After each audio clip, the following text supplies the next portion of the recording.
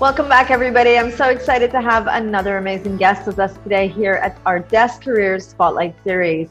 We welcome Svetlana Deshais to our platform today. She is going to be talking to us about her career journey as a senior wealth advisor, but listen to this, she is known in our community as the money doctor. I'm so excited to have you here. Welcome, Svetlana. Thank you, Maria. Thank you for having me. Real pleasure. When I heard you speaking the first time, you hooked me in. You are just so interesting to talk to. And I think what hooked me in even more is when I heard you call yourself the money doctor. It was like, oh my goodness, I didn't know that there were money doctors. So let's start right there. What is a money doctor and how does a senior wealth advisor become known as a money doctor? Okay. Yes, it's been a journey. Okay, and basically the way that it started is that when I started in financial industry, I was not fitting really the profile of the classic financial advisor, and obviously I needed to find my clients and build my portfolio. And as one woman in a male environment, as the only one, I thought I have to try to do it differently than everybody else. So I stand out of the crowd and I do things differently. And obviously I had to identify what my strengths are, what my weaknesses are. I knew my strengths and weaknesses, and I knew that I have to concentrate on the strength, not trying to match everybody else.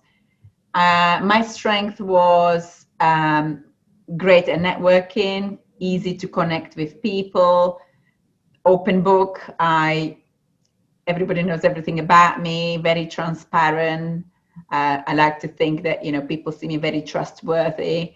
I say it as it is. I don't paint flowers around. So I knew what my strength is, and I decided that I need obviously traffic. I need to get to people. I need to connect. So social media was a great tool. So I set up a Facebook group, and the way that I created a brand around me as a money doctor was thanks to, actually quite a nice story. It was thanks to a long time ago when I was 20, I used to be au pair. That's how it was my first job, au pair, wiping kids' bums really, and looking after a house. When I was 20, I was trying to learn English in England. And the person that I end up living with, a British family, I remember he was a financial advisor and he had his own company and he was money doctor. That was his kind of business name. And that stuck in my mind.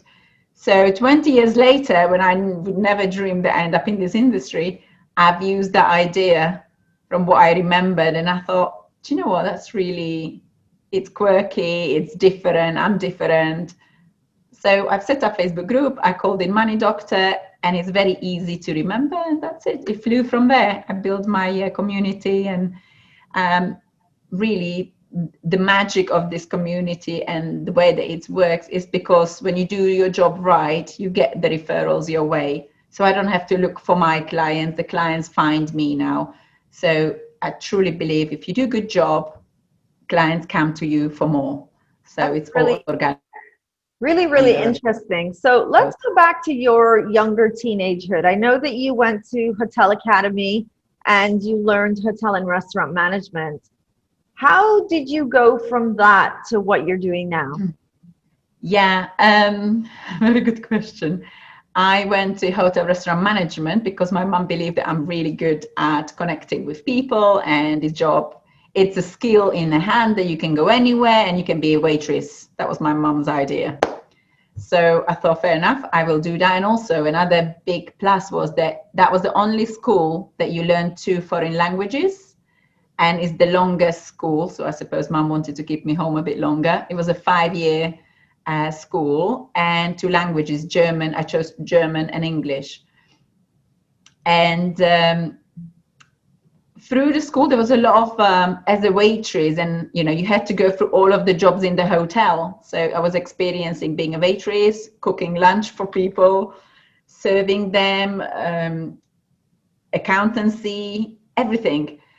So I went through loads of different jobs, and then that school takes you to a trips abroad to do some waitressing or work in the kitchen. And I like the idea that I can travel and escape from home and so on. So yeah, I did the 5 years. And how I end up, well, it wasn't just from one day to another. I end up following my dream thanks to these studies. And my dream was working on a cruise ship. That was like a massive dream. It was a Sunday story. Every Sunday there was a program going on. It was called Love Boat. And on the Love Boat, they were all dressed up glamorously and they were just having a great time on a cruise ship. Everybody looked amazing. And I was just watching that every Sunday. And I said to my mom, I'm going to be working on that cruise ship. But to work on a cruise ship, you need to have English language. And my English from school was just not, I could not communicate. It was just not perfect. My teacher never been in England. So I decided that first step, I finished school, I go to learn English in England. So I went as an au pair 2 years, I learned my English. Then I applied for a job on a cruise ship through Carnival Cruise Lines. I got the job because that's how I went there. Like, I'm going to get that job. It's my dream. Got the job. 2 months later, I was in Miami at the airport boarding with Carnival Cruise Lines. And it was all great. But then I accidentally met my husband, who was a salesman.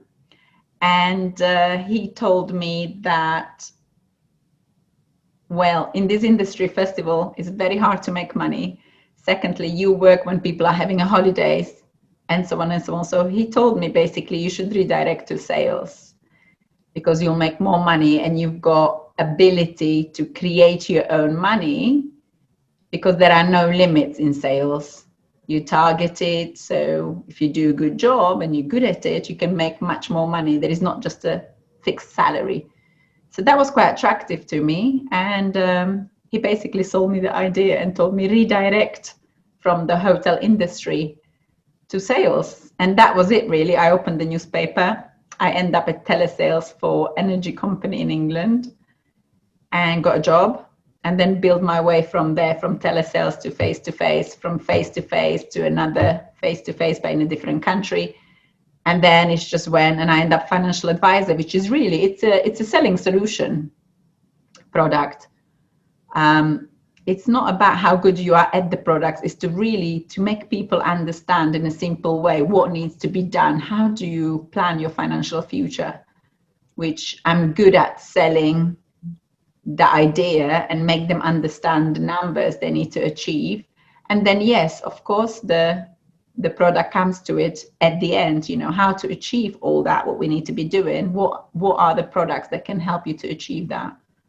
And that's it. So I accidentally end up in this industry, by the way.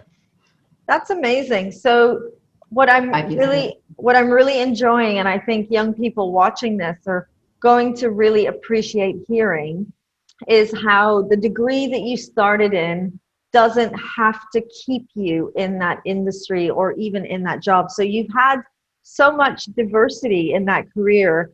I know that right now you're known for helping people understand financial planning, investments, insurances. What tips do you have for a young person who want to go into that industry to be able to gain these skills?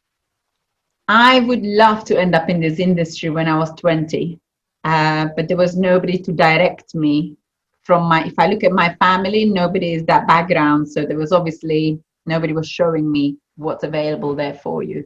So I think really sometimes we follow parents' steps, yeah? We only go for what we know or what we've seen at home. So I wish I would end up in this industry 20 years ago because there's so much to learn. From finance, you can diversify so well into investment, insurance world, tax planning. You can go for a lot of different fields within the finance. Finance is a big word. And I wish I would be younger because when you are younger, it's easier to learn. It's quite complex, it can be quite difficult subject, and to learn that at nearly 40, it's a very different than learning it at 20. So when we have a new starters, for example, they come out of university and work with us in office, they're like sponges, yeah? They want to know, they take risks, they're a bit more, I wish I would do it, yeah? They've got massive potential. So now I'm earning what I could be earning when I was 20. So I could be now a millionaire, you know, if I would start this earlier. Nevertheless, it's never too late. And that's nice to realize that you can diversify. Maybe when I was 20, and I wouldn't be a waitress before, I wouldn't have a value of, I wouldn't understand maybe a value of money, or maybe I wouldn't have such a great skills with people, like networking and understand customer service really well. So in a way, I'm glad I've done all that a bit later, because I came really ready into the role, because I could face any level of clients. You see, if you put 20 years old advisor in front of a client who is planning for pension, and if you put myself 40 years old in front of a person who is planning for pension, people tend to think that the older you are, the more experienced you are. It's a perception, really, but they just trust older person a bit more in this world. I don't know why it is, but we have, yeah, so it's difficult. But if I'm 20, I would love to jump into this environment, and so much to learn, and you can diversify later. You can make good money if you're good at what you do, if you stick to it. It's a tough job. This is not an easy job. But you can also jump later on. So it's quite a nice industry, actually. You can jump in any age. And what would you say it just requires learning, and it's easier to learn when you're younger. What would you say are the important skills to learn if you want to do this type of work? Right. So important is obviously to do all your qualifications, right? So I've done all my qualification while I was on the job. So I was studying my CISI. So that was, you must have that to be able to advise others. What are the skills? I think the trust is number one for this role. Being a wealth manager, it's the trust. You are investing people's everything potentially. People trust you because most of them, they come to you because they don't have the knowledge themselves. So they rely on your knowledge. We've got lots of experts in the house. So I'm not expert in everything, and I don't feel comfortable in every single subject, but I'm glad to work for this company because we've got loads of absolutely excellent experts, so I can rely on the expertise. And to have that support system in the role where my strength is to build a relationship with client, trust each other, and really looking at the goal, longer term goal, and working towards that with the support of experts around, the ones who do research on investment, the ones who are very good at tax angles to handle. It's just a great support system around me, which makes my role actually my career is better thanks to the support system that I receive. So you don't have to be perfect at everything. That's what I'm trying to say. You can be good at something. It's people, trust, doing a good job. I work 24/7. I work a lot of hours. I'm always available, always reachable. And that's what my clients want. They want to be very close to their money. So I'm there. And the expertise can come from a different people who are good at that particular subject. So, and then you're perfect. So it's really interesting to hear you talking about what you do. And I know that you're also a mother. You have 3 children. How do you balance such a busy career and the personal life? Sometimes I don't know how I managed, okay? It's very hard. Long hours. So yeah, I sacrifice basically a lot of time with my children because career is really important to me. I've been told once, if mom is happy, children are happy. If mom is not happy, no matter how many hours you spend with your children are not happy because they can sense that you're not happy. So, and that advice really stuck to my mind, and I decided, yeah, I want to have a career. I want to be good at it. I want to do a great job. It's really important to me, and that makes me happy. I explain my children why I'm so long at work. I explain to them what I do, and they understand it, funny enough. And I'm happy as a person, and I like to believe my kids are very happy. And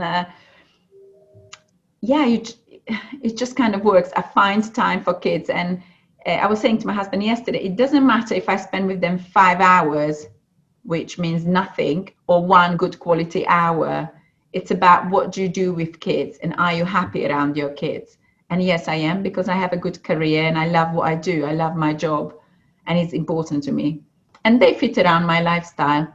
And another point is the supportive partner. So I've got, thanks God, a really lovely husband who's lucky to have me, by the way. And it works. We are a very good team. We both love our careers and we support each other. So that support system, again, it's a blessing. With our nanny, who can't be dismissed, she's fantastic. She's like a grandma to my children. So I know that they are well looked after while I pay attention to my career, which is very important to me. And then when I have a weekend, I'm the best mum at the weekend. I'm a weekend mum. And freestyle.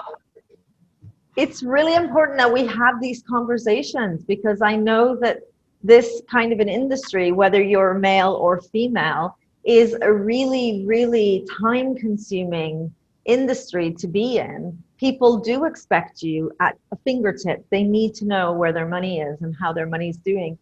And of course, this has a big impact on your personal work-life balance. And sometimes young people don't realize when they're signing up for a career, it's a lifestyle as well, and it really shapes the kind of lifestyle they have. So thank you for sharing that with us.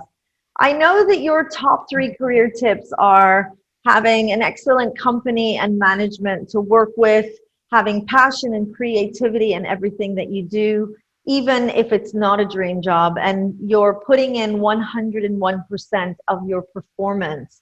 Of these top 3 tips, which one really has been your go-to strategy that has kept you driving your career forward from when you were a student learning hotel management to your current role as the money doctor? I think it's to be self-sufficient, financially independent wife. That's important to me. I am quite a materialistic person, funny enough. I do like my little luxuries, and when I talk about that, that could be just simple as lipstick. But I want to make sure that I can buy that lipstick whenever I feel like, because I work and I can have it. That's really important to me. I don't want to rely on my husband. I don't know why. I think because my mum was like this. She was a very independent woman, and my dad was independent. They both worked all the time.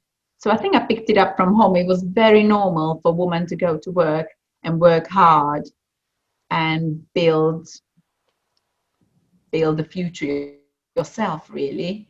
And I think this this advice coming from home. This advice is not only relevant to females. I think it's just relevant to anyone going into this industry, isn't it?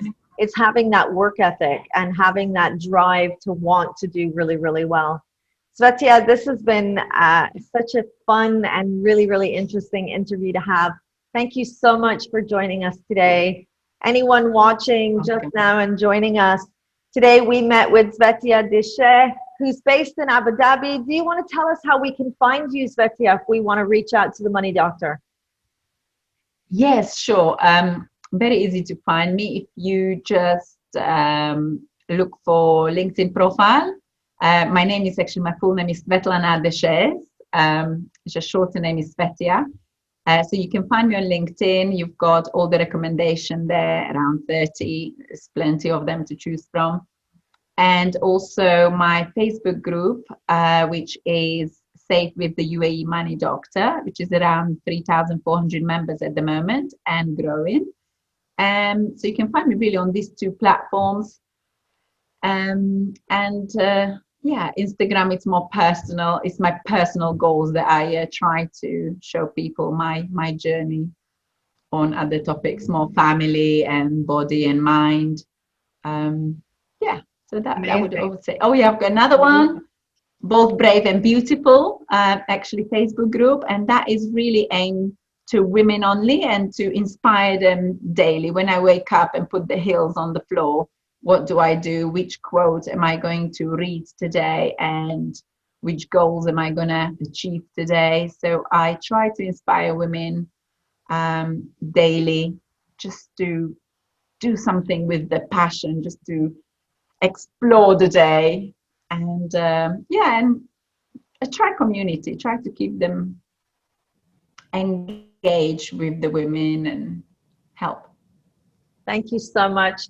Thank you for being here with us and sharing your career journey. And this brings us to the end of another amazing interview.